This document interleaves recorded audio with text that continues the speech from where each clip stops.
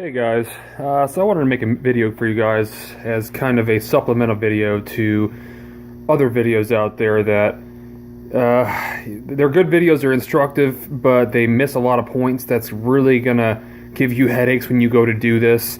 What we're doing here is we're changing the valve stems on the BMW n62 4.4 liter engine. These engines are typically found in the 745i, IL, 545, X5, E66, E65, whatever. Anyhow, they're known the valves go bad. If you're here, you've probably done all your research, or the valve stem seals. Anyhow, there's a technique to be able to do this without having to take the cams out, and a special toolkit that you can buy. I actually purchased the, what is the brand here? The GST version. There's also AGA. I actually prefer the GST because they did a little bit better job making it. It seems as though AGA made a second version of it to try to better their kit to replicate this. However, this company seemed to be a little bit smarter and put a copyright on it, so sorry for AGA, but it is what it is. Anyhow, that's the kind of the deal, the tools or whatever. But I want to give you some instructional videos as to not necessarily how to do this entire process, just to some of the things that I beat up my knuckles and about killed myself and everybody else around me trying to figure out because I couldn't figure out why things weren't working, and hopefully a couple insights will help you guys out. To start, sorry for the lighting. I know the lighting sucks. That's one of the biggest issues I've been dealing with, so if you can get yourself good light, make sure you got it. Note 2, back here, this is a removable wall. Okay, it took me 5 hours to figure it out to get this stupid cover off right here because it could not clear the eccentric position sensor back here when I tried to get it off. And I must have cursed every word you could think of, and then finally I found a write-up somewhere saying something about a removable wall, and I looked, and sure enough, there's a few bolts on each side that take this entire panel across your out, and you'll be able to lift that up and out of there. So hopefully that'll save you 5 hours there.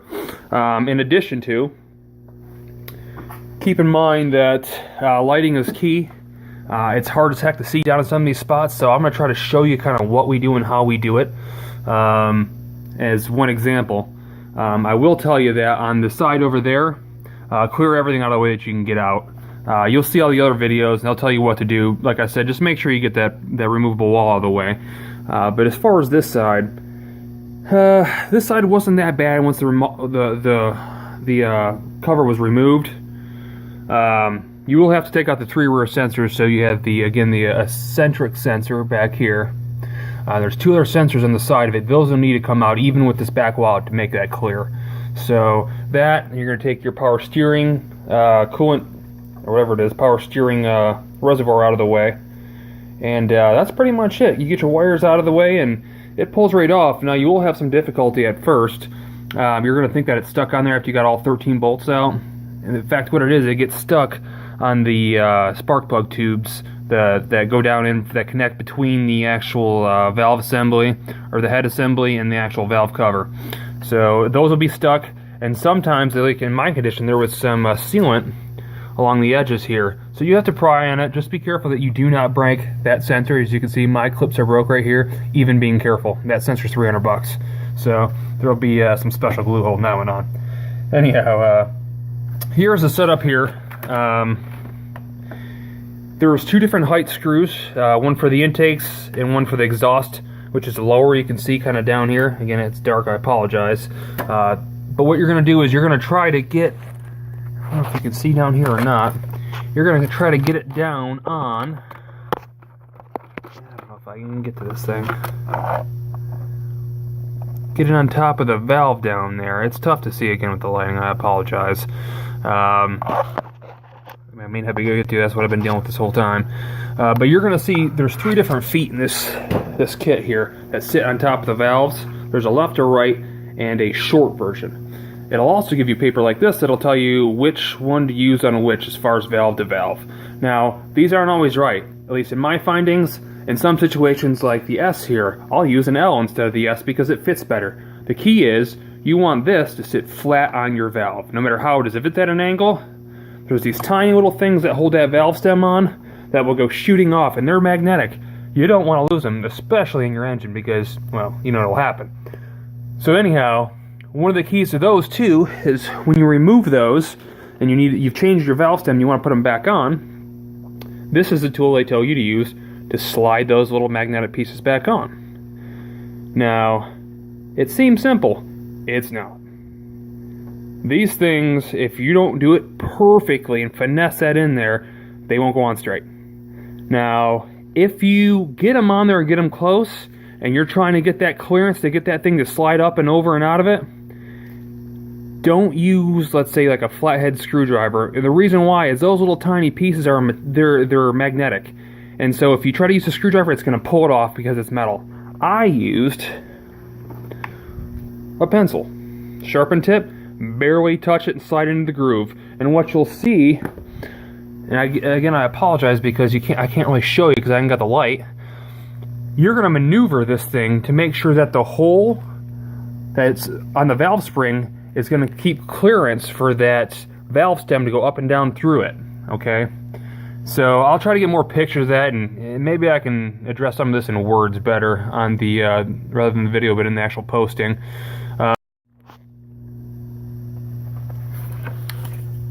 So with my flash on, maybe we can get a better visual here, guys. So there is the tool down there, and what you'll see is, if you're smart, don't completely disconnect the rocker on that. Leave the bottom attached, and this way you'll know it'll be on there when you come back and you want to reconnect it. You don't have to worry about, is it on there? Are we safe? Did I get it straight? All you gotta do is turn it straight back on there. Let me show you how I get it off. Hold on a second here.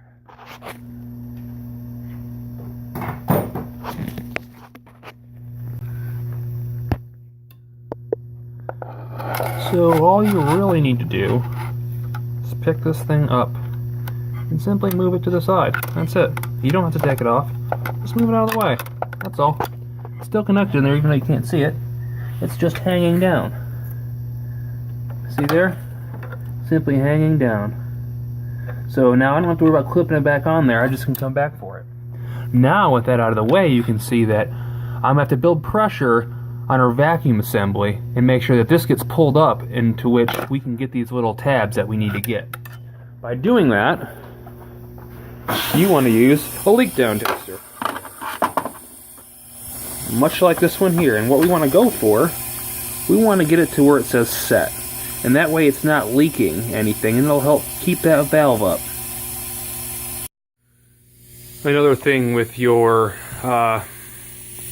leak down tester, they'll tell you too that you need to make sure to use your little red flag and make sure that that flag, which, let me grab it here, is all the way down in your height tool here that goes into your spark plug hole. When you turn the cylinder over by hand, this thing is basically going to rise all the way up to the top. When it gets to the highest point, that's what they consider TDC, or top dead center. Do not take out one of these valves if that's not at top dead center, because that valve will fall into your cylinder and you'll be crying, because the only way to get it really is to take the damn engine apart. So make sure you do not do that. They do say something about jumping cylinders from firing order. I just move from one to the next just by simply turning the shaft. It's pretty simple. It takes no effort. Just don't listen to half the stuff they say. You can save yourself some time and not messing with all that crap. It's easier to switch these little pieces here than it is going through and running to cylinder back to cylinder back to cylinder, for me at least.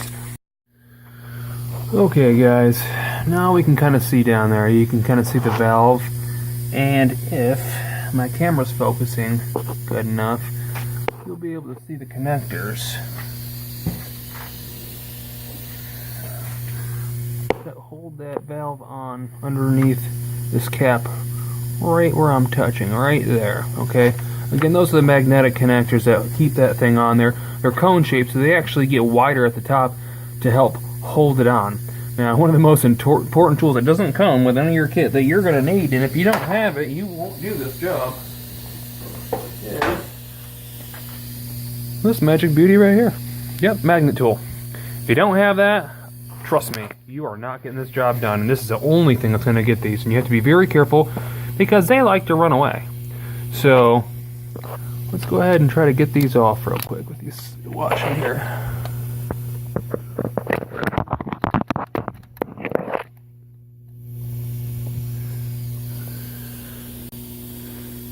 there they both are. Not a whole lot to them, but believe it or not, those actually hold your valves on and up into place.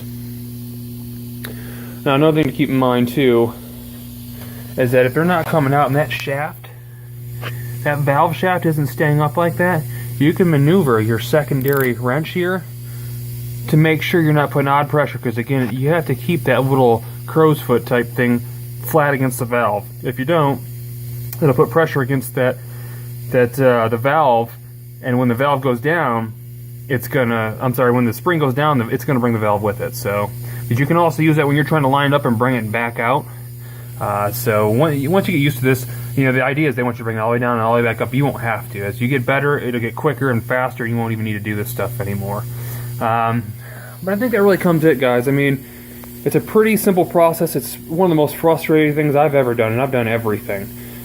Just because it's so hard and such a pain in the ass to get to, and if you don't have great lighting like I don't, you pretty much hate life for the good 4 or 5 days it takes you to do this.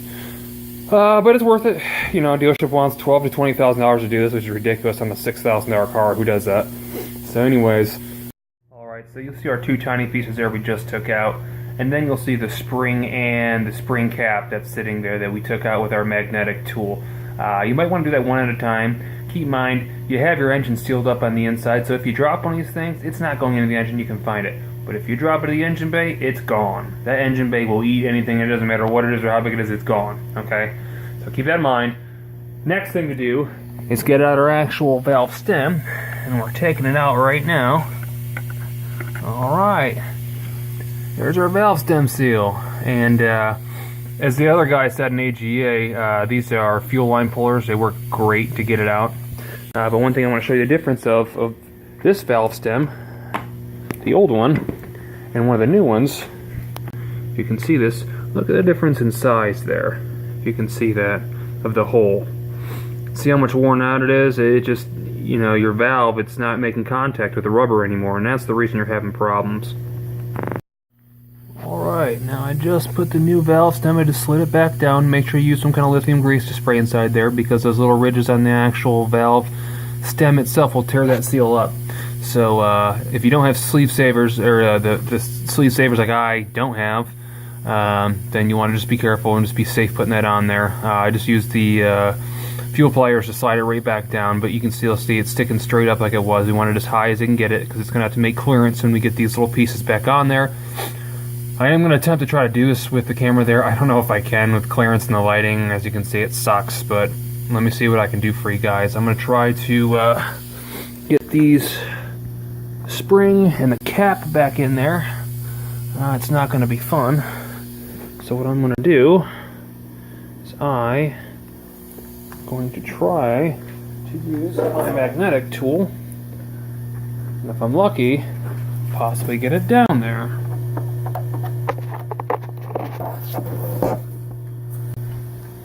I've already broken it, so FYI. And I'm only doing this 2 at a time because I only got so many hands, guys, so I'm going to try to get this down in there. No guarantee. Hopefully I can. But like I said, you're better off losing this inside the engine than you are in the engine bay, so call it what it is. Alright. Definitely extremely difficult with one hand. Not going to lie. Extremely difficult.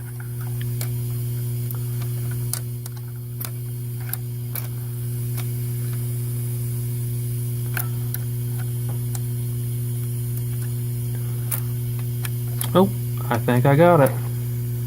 Now I'm going to have to get something separate to hold it so this magnet doesn't take out the valve with it. Oh. You don't want to lose the phone. Like I said, this thing will eat anything.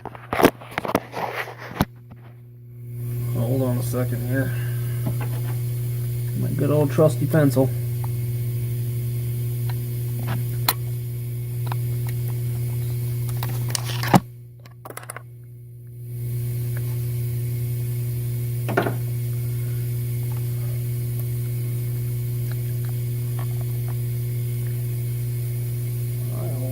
Second here. Got another pencil to slide it out of inside there. I don't know if you guys can see any of this because it's probably not focused or probably not even in the right spot, but doesn't really matter. We just need to get it where it goes. Voila. There it is. So,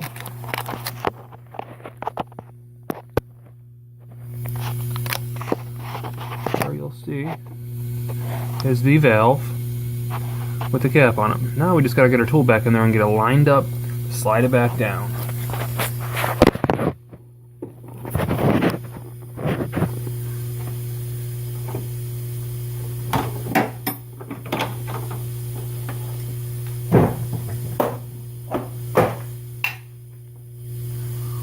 Alright. Take our tool, get her slid in there, slide it right over that cap just like that. And we're going to slide our bar to lock in our unit, like so. And again, what you're going to want to do is you want to make sure to wiggle this thing. You want to line up to make sure that valve stem is going to slide through that hole, that cap. Because if you don't, that's going to push it down, and you don't want that. So again, I don't know if you can see this, and I'll try to edit most of it and cut most of it out if it doesn't work. I'm just trying to give you an example of what this looks like, because nobody else could do it either with no hands available. So now we're turning it counterclockwise. Hopefully you can see that.